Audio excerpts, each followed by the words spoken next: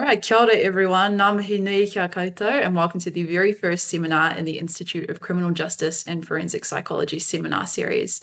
I'm Zara Rennie, and I'm a teaching fellow in forensic psychology at the University of Waikato. I'm a committee member of the ICJFP, and I'm also the host for today's seminar. First things first, thank you very much for taking the time out of your day to attend. We are hoping that this seminar will be connecting research and practice in the criminal justice space. And it's looking like pretty good attendance for our first go. So I'd say that there's a lot of interest out there from other people in this topic as well. So I am now very pleased to welcome our speaker for today, Jasmin Fuller, who recently completed a Master of Science in Forensic Psychology at the Herenga Waka Victoria University of Wellington. Her research focuses on the implementation of trauma-informed care within justice settings to ensure that justice responses support rather than hinder individuals' recovery journeys. Jazz is currently working at Deakin University in Melbourne in a student wellbeing role, but she's looking forward to continuing to contribute to research and practice at the intersection of trauma, psychology, and the justice system. So I think with that, I will hand things over to you, Jazz, to talk about assessing childhood trauma in New Zealand prisons. Cool. Hopefully you can all see that okay. So kia ora koutou. Thank you everyone for joining us today. I am really excited to be speaking with you about the research I conducted for my master's thesis, which was looking at trauma assessment within New Zealand prisons. Just before we get started, I am joining today from Melbourne, and so I want to acknowledge the Wurundjeri people of the Kulin Nation as the traditional custodians of the land that I'm joining you all from, and to pay my respect to elders past, present, and future. So just to give a quick overview, this was quite a big project, so I'm going to give a little run through of what we'll talk about today. I'll start with some previous research to give the context behind our research that we did. And then I'll briefly touch on the statistical findings from study 1, but I am mainly going to be talking about study 2 today. I'll be sharing the results from some conversations we had with men in prison about their experiences of trauma assessment. And then I'll talk about the practical applications that came out of this research, and we'll finish with some future directions and conclusions. Okay, so starting at the very beginning, childhood trauma is most commonly defined as actual or threatened abuse or neglect experienced by a person under the age of 18. Abuse can be categorized into emotional, physical, and sexual harm, whereas neglect occurs when a child's physical and emotional needs were not met by their caregiver. And across the globe, research consistently shows that incarcerated individuals experience disproportionately high rates of childhood trauma. Because of this, these individuals are also disproportionately burdened by the impacts of trauma. These impacts can include lifelong physical health problems and also mental health issues such as depression and PTSD. Childhood trauma can also have cognitive impacts, so it might lead to maladaptive schemas or limiting core beliefs around trust, and these can really disrupt an individual's ability to create and maintain healthy relationships. There may also be behavioral impacts like substance use and impulsivity, and ultimately involvement in the justice system. And when we look specifically at incarcerated individuals, having a history of childhood trauma can also impact engagement in prison-based rehabilitation. Research by Tahiwi found that 97% of men, so almost everybody entering prison-based rehabilitation programs, had experienced at least one form of abuse and neglect. Concerningly, the study also found, that higher levels of childhood trauma are associated with lower levels of treatment progression and treatment completion.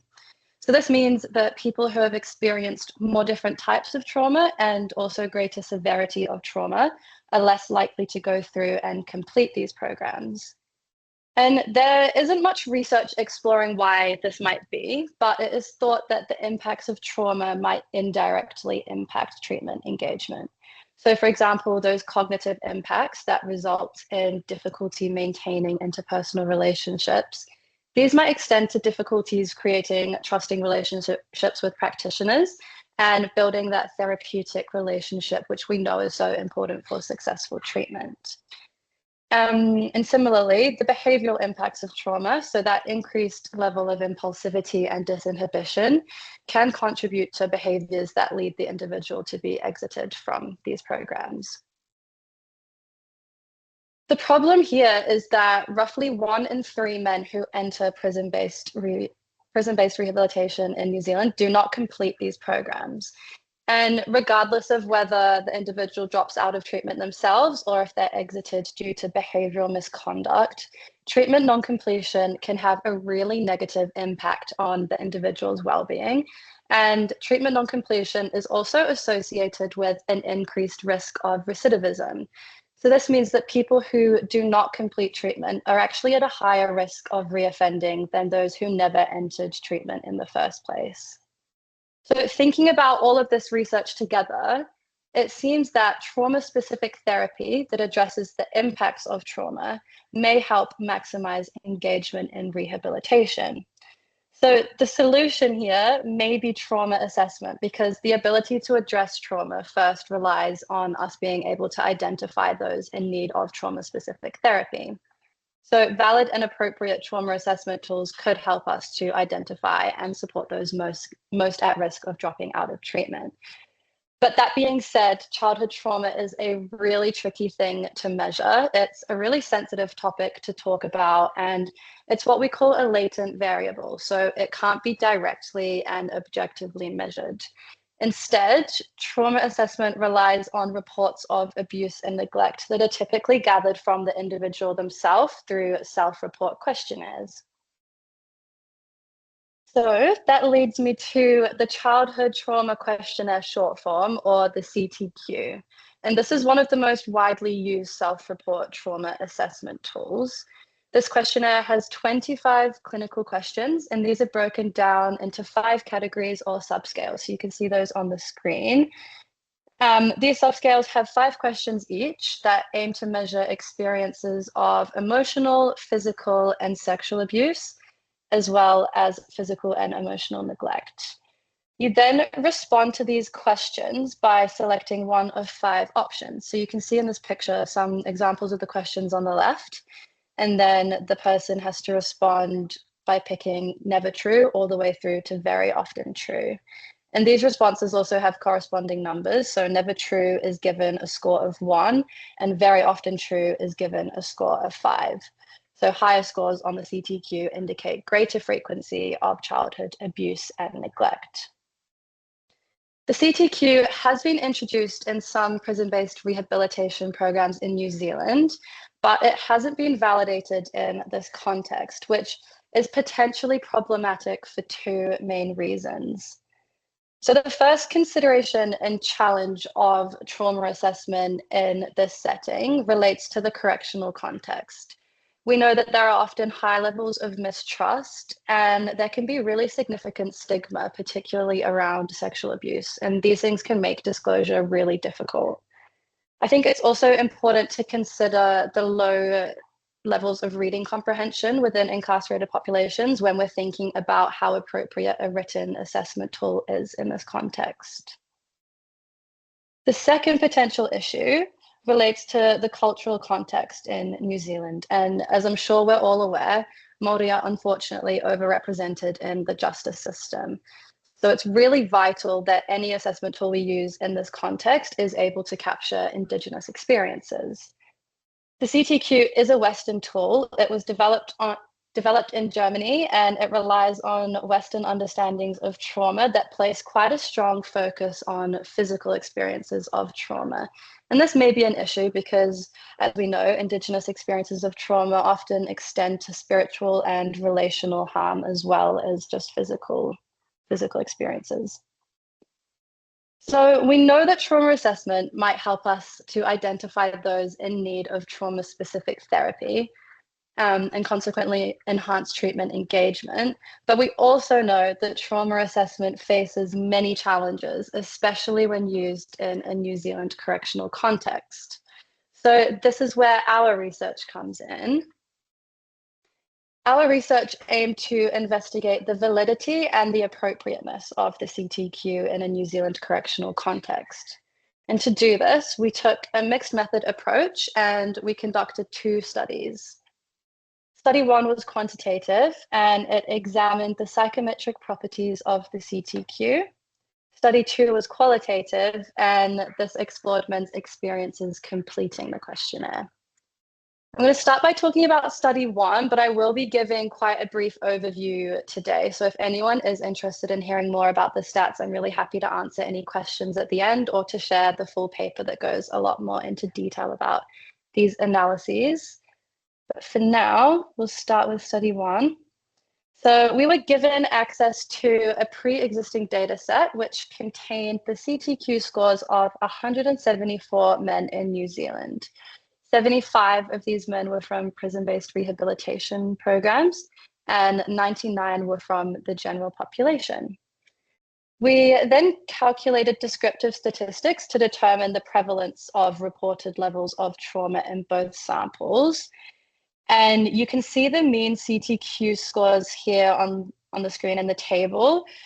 So the blue column is the incarcerated group and the gray column is the general population. And you can then see the mean scores are broken down into each subscale, and then the bottom shows the total CTQ score.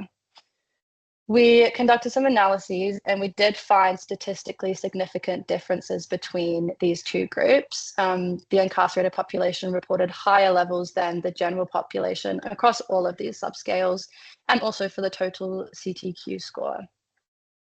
I just wanted to highlight here the sexual abuse subscale means. You can see them in the red circles, just to demonstrate how large this difference really is. The lowest that you can score on the subscale is 5, and according to the CTQ manual, a score of 5 indicates no or very minimal abuse. And then at the other end of the scale, scores of 13 or above is said to indicate severe or extreme levels of sexual abuse. So based on these markers, where the general population on average has experienced no or very minimal levels of sexual abuse, on average, the incarcerated sample has experienced severe or extreme levels of sexual abuse. And this wasn't the primary focus of our study, but I wanted to share these findings with you today, as there is actually very little research looking at the prevalence of trauma among incarcerated males in New Zealand, yet it's evidently clear that this is a real cause for concern. Previous research has always looked at this in female populations, so it has been interesting to see a bit more about male experiences of trauma in prison. After looking at the prevalence of trauma, we wanted to look more specifically at the validity of the CTQ within our sample. And to do this, we looked at internal consistency and also the factor structure of the CTQ. So just to recap, the CTQ has these 5 subscales, each of which contain 5 questions. Now, internal consistency looks at whether people respond in a similar way to each question on the subscale. And we found that the sexual abuse subscale had high internal consistency, whereas the physical neglect subscale had relatively low internal consistency. So this means that people are responding similarly to each of the sexual abuse items. So if they report a high level of trauma on one of the questions, they likely reported high levels for all of those questions. There was greater variation or more inconsistency in how people responded to the physical neglect questions. So maybe someone said very often to one of the questions and never to a different one of these questions. I do want to point out the internal consistency was still adequate. It just is indicating that we're maybe not quite capturing nuances and experiences of physical neglect, at least not in the same way that we are the sexual abuse items. The second analysis we did is called a confirmatory factor analysis, and this lets us look at whether the 5 subscales reflect distinct but also related forms of abuse and neglect within our data set. And it did. Our results showed that the 5-factor model did fit our data, which means that the CTQ is able to identify each of these types of abuse and neglect. And this is really useful, right? As different types of abuse and neglect can have different impacts. And so being able to identify the kind of trauma a person has experienced allows clinicians to tailor trauma-specific therapy accordingly. So if someone has predominantly experienced sexual abuse, they may have different treatment needs than someone who has predominantly experienced neglect. Taken together, these analyses do indicate that the CTQ is statistically valid in a New Zealand correctional context. But statistical validity is only one aspect of measurement validity. And there are a lot of other factors that can influence how people respond to self-report measures. So I'll talk a bit about the response process theory. This highlights the 4 cognitive stages that occur when someone responds to a self-report questionnaire. This theory also looks at the measurement errors that can occur at each of these stages and ultimately influence the validity of someone's responses. The first stage is comprehension. So this looks at how well the person understands the question and its intent. And so errors might occur here if the question involves unfamiliar or ambiguous words. The second stage looks at whether the person is able to retrieve relevant memories. So their responses may be impacted by how closely the question wording aligns with how the individual has encoded the event. So the words that they use to make sense of their experiences. The third stage then looks at how the person judges the response options. And errors can occur here if they pick an option that seems satisfactory rather than carefully evaluating the most accurate option. So this might happen if a person's doing a lot of questionnaires in one go. They might get to the point where they just don't have the brain capacity to keep carefully evaluating each option, and they might just pick one that seems okay. And then finally, the person has to report or disclose their experience. And so responses at this stage might be impacted or might be changed to avoid shame or judgment. And these measurement issues, they impact validity, but they can only be uncovered through qualitative inquiry. So that is exactly what study 2 aimed to look at. For study 2, we were really interested in understanding men's experiences completing the questionnaire. So we conducted semi-structured focus groups with 10 men from prison-based rehabilitation programs across New Zealand. All of the men had completed the CTQ when they first entered treatment. So we just read through it again together with them, and we asked them a set of questions such as, do you think the CTQ reflects your experiences? I then used reflexive thematic analysis to analyze the data and develop 5 themes that represent patterns in the data. Each of these themes have sub-themes, which are kind of like the key ideas that make up that broader concept. I'm going to start by talking about the first 3 themes, as these all touch on the response process theory and relate more to the validity of the CTQ in this context. As I go through these themes, I'm also going to be linking it back to the previous research we talked about in the beginning and also to the findings from study 1. After that, I will go into the 2 final themes, which relate more to participants' experiences and also their suggestions for improving the process. And I am going to be reading out some of the quotes, which I'm really excited to share with you all. A few months after we did the focus groups with the men, we went back to them to share our preliminary findings. And they told us how grateful they were to be able to give their input, and they really wanted their voices to be heard. So I feel very privileged to be here sharing their voices with you all. The first theme captured the need to acknowledge the unique personal beliefs, experiences, and contextual factors that influenced the way that men engaged with the CTQ. The men explained that they often had a generalized lack of trust in other people, and some of them described honesty as a really unfamiliar concept. And both of these things made engagement with the CTQ really difficult. For some, their cultural identity also impacted their engagement. And one participant shared, in a Māori world, and this is a distorted Māori world, you don't talk about this stuff. You don't talk about shameful things because you might lose your mana. Another factor that impacted engagement was their previous experiences in the justice system.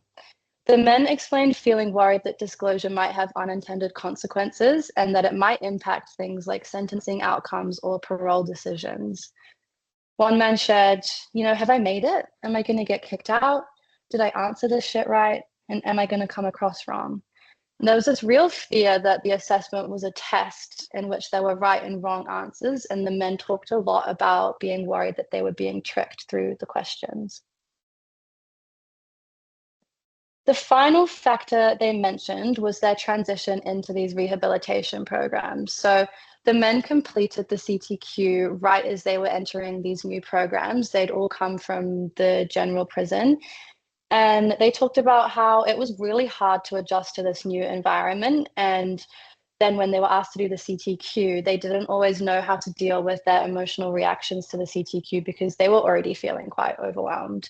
And because of this, they didn't always feel that they could fully engage with the CTQ and sometimes just shut down and just try to focus on being in that new space. So these factors from theme 1 really closely resemble the previous literature that discussed potential challenges of trauma assessment in this context.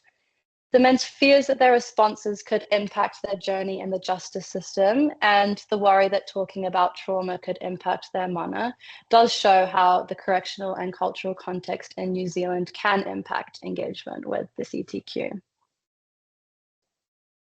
Oops.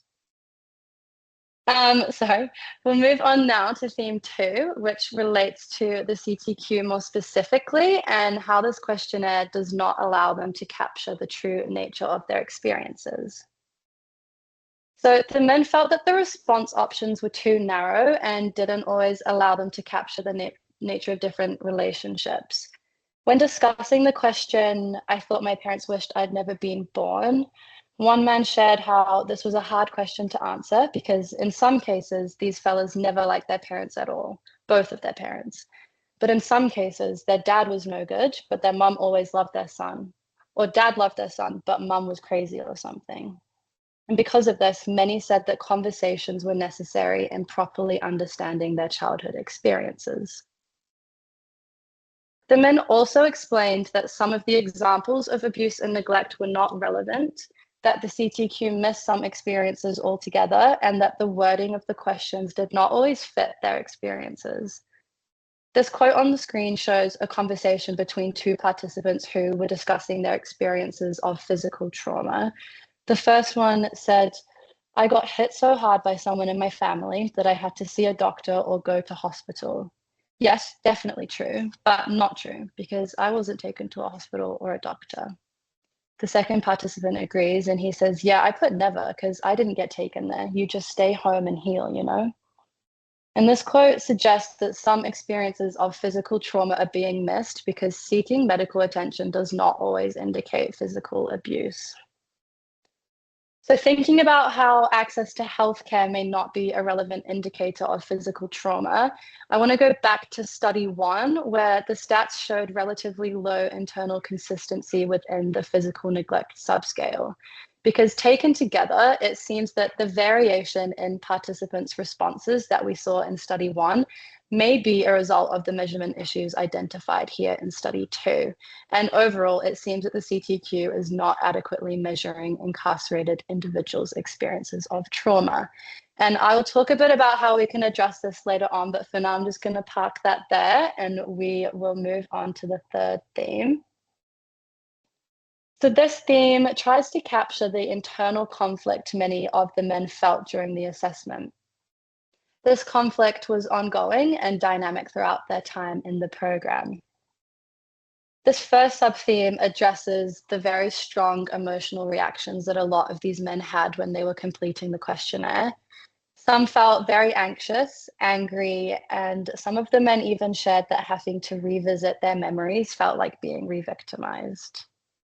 The sexual abuse items were said to be the hardest to answer, and many chose not to disclose their experiences to protect themselves from the emotional fallout of talking about their trauma. And you can see this in the quote where this man shares, "Did I feel supported by my family? Yes, because to say no would have an emotion to it I didn't want. So it's easier just to lie, or not lie, just answer it in a way that I feel comfortable answering it, not answering it in a way that is truthful." Many of the participants also explained fearing that disclosure would impact the way that they were perceived and that it might even lead them vulnerable to future harm. One man said, "We're embarrassed and ashamed of what's happened to us. I built myself up to be this person that was leading this gang, and I didn't want that information to get out to my peers, because then I become a victim again, and I go right back to being that little kid that's going to get targeted. And that's a huge fear. It's a fear that I still struggle with today. This third sub-theme is where we start to see a bit of a change in willingness to disclose. The men talked about the start of the program and how they were initially very skeptical that disclosure would result in adequate help. And so they explained this idea of testing the waters and sharing some experiences to see what would be done with the information that they shared, to kind of let them decide if they wanted to continue sharing experiences.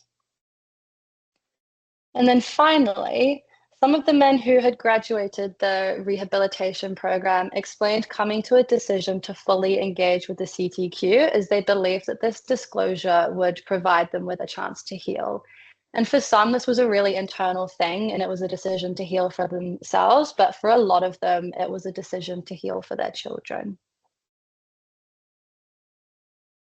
So these first three themes, they do tell us a lot about participants' experiences with the CTQ, but they also help to give us a more in-depth understanding of the validity of this questionnaire in a New Zealand correctional context. To really understand this, we can go back to the response process theory.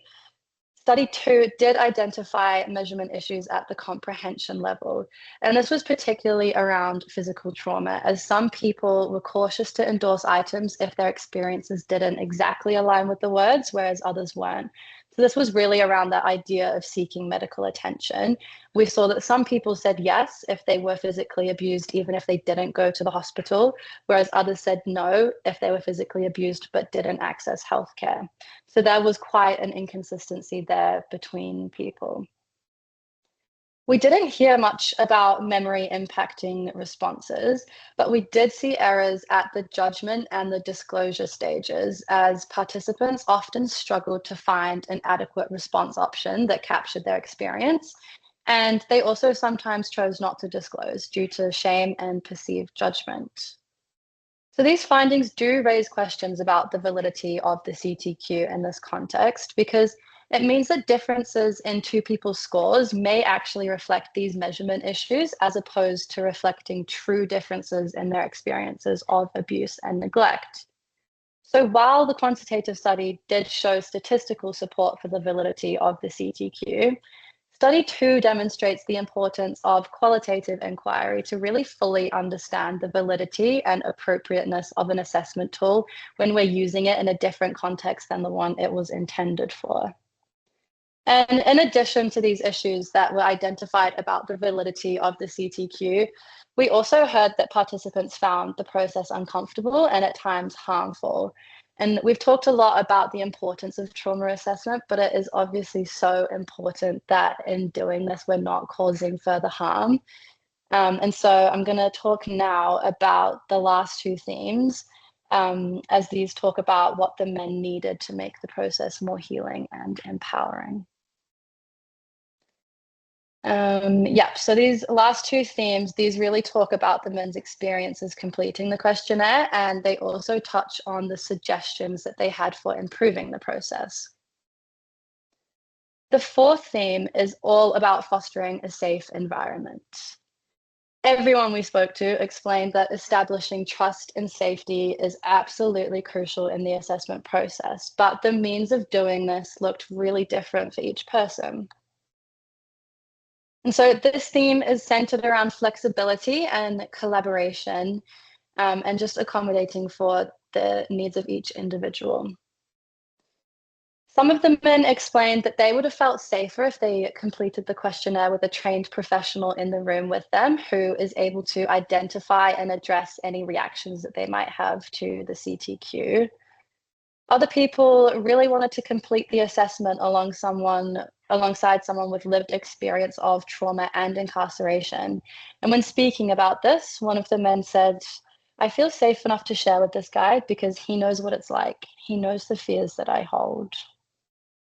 Other participants really wanted to complete the questionnaire alone. They found that this format was quite beneficial for them, because it was seen to remove an uncomfortable conversation with another person. And then another really key aspect of fostering safety was by incorporating te ao Māori. The men felt that talking about their experiences using te reo would have felt more familiar and therefore safer. And they also suggested that having a karakia before and after the CTQ would have made them feel a lot safer. This final theme is about healing and autonomy. The men expressed several ways that we can improve the assessment process that would respect their autonomy and also empower them to start healing. They suggested slowing down the process by completing the assessment over the course of a few days so that they could really build that relational trust and safety with the person administering the CTQ. And this also was talked about in terms of giving them more time to reflect on their responses. So maybe reading the questions one day and then coming back to it a few days later. The men also really wanted greater transparency, and they even explained that a clear explanation of the purpose and the relevance of the CTQ would have increased their motivation to engage.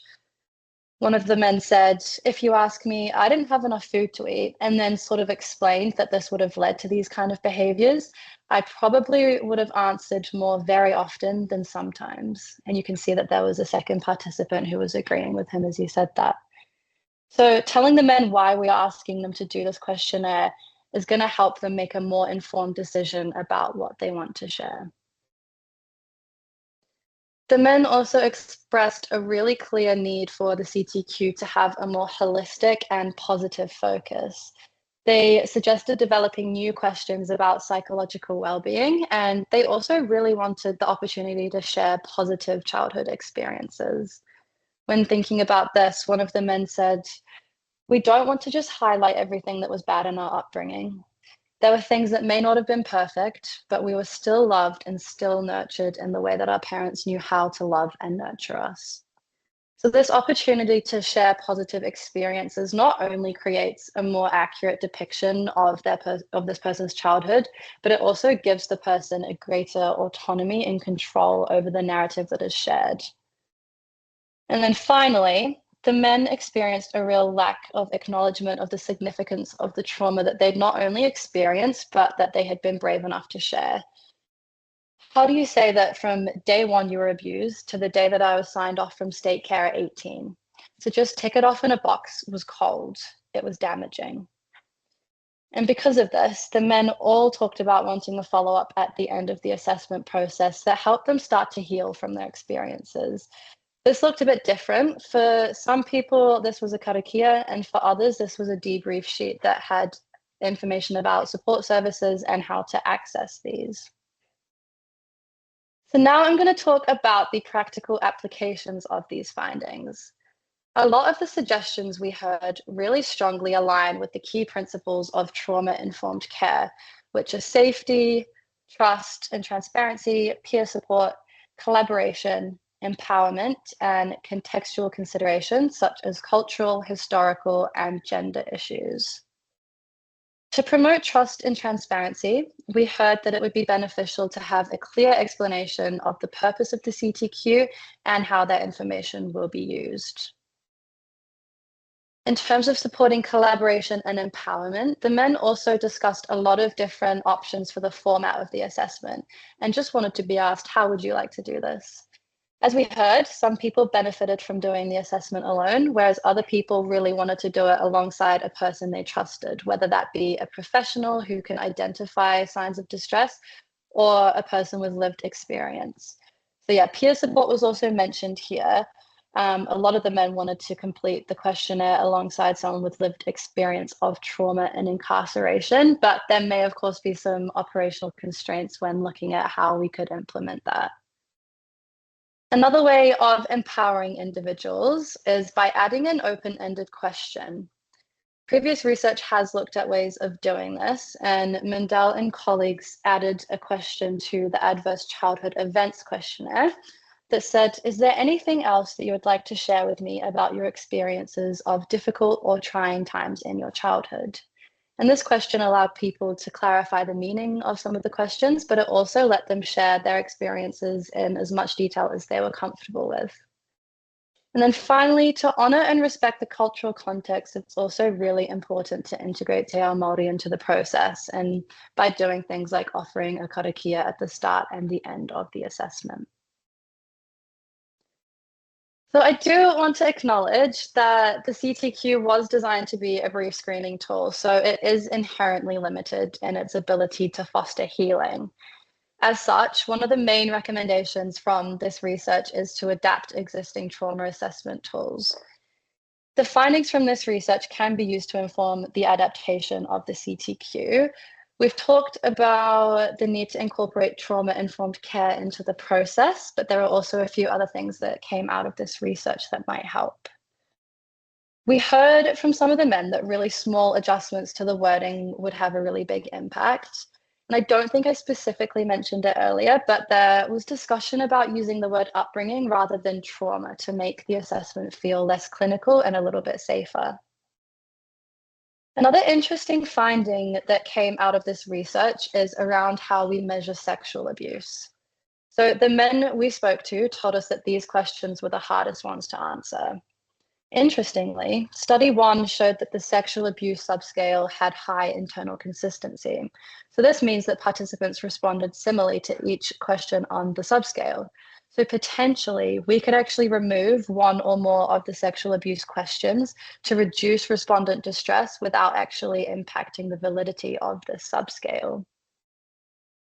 And while these recommendations may improve experiences with the questionnaire, a lot of the suggestions and recommendations from the men we spoke to are far more conducive to an interview format. And so another option is actually to co-design a trauma assessment tool alongside incarcerated and Māori individuals. And this could help us to ensure that questions about physical trauma are relevant and actually capturing these experiences. And it might also provide the opportunity to incorporate questions about spiritual and relational trauma. This assessment may also be conversational rather than written, and it might allow men to share positive experiences alongside negative ones. So to conclude, study 1 revealed that the CTQ demonstrates adequate psychometric properties in a New Zealand correctional context, but study 2 revealed measurement issues that may actually impact the validity of this questionnaire. And the high prevalence of trauma among incarcerated males in New Zealand, alongside participants' experiences completing the CTQ, really demonstrate the need for trauma-informed assessment. And finally, the findings from this research can be used to adapt the CTQ, but ultimately they do support the co-development of a bespoke trauma assessment tool for use within this context. So just before I finish up, I want to say a huge thank you to all of the men that we spoke to who really bravely and generously shared their experiences with us. I also want to say a huge thank you to Hedwig and Tia, who were my supervisors for this project, and to Dom, who was another master's student that was part of our research team. Jacinta and Bruno, they are from the University of Canterbury, and they are the ones who really kindly gave us access to the data set that we used for study 1. And finally, I want to say a huge thank you to all the kaimahi at Arapotama who supported this project and who put us in touch with the men that we spoke to and who welcomed us into the treatment units. So that is all from me. I have some references on here if anyone is interested in reading more about the papers that I shared, but otherwise very open to any questions that anyone may have.